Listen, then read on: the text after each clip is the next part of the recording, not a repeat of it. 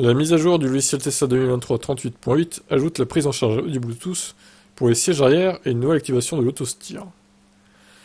Tesla introduit pour la première fois un écran arrière avec les modèles SCX en 2021. L'écran permettait aux passagers arrière de contrôler certaines fonctions CVC mais également d'accéder aux options de divertissement.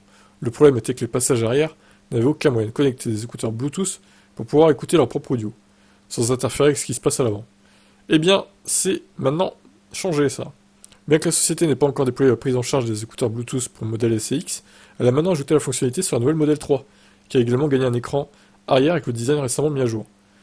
Alors c'est étonnant parce que le modèle SCX, l'écran arrière est là depuis un bail, depuis plus de 2 ans, et la mise à jour est toujours pas là, quoi. Par contre, la modèle 3 qui vient d'arriver, et la mise à jour est déjà présente. Ils doivent l'avoir mauvaise, ceux qui ont une modèle SCX, hein, pour le coup, c'est pas logique.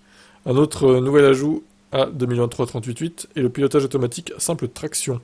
Comme son nom l'indique, il vous suffit désormais d'abaisser le levier de vitesse une seule fois pour activer l'auto-steer, ce qui facilite l'activation du pilote automatique ou de la version bêta de conduite entièrement autonome FSD, en fonction de l'équipement de votre voiture.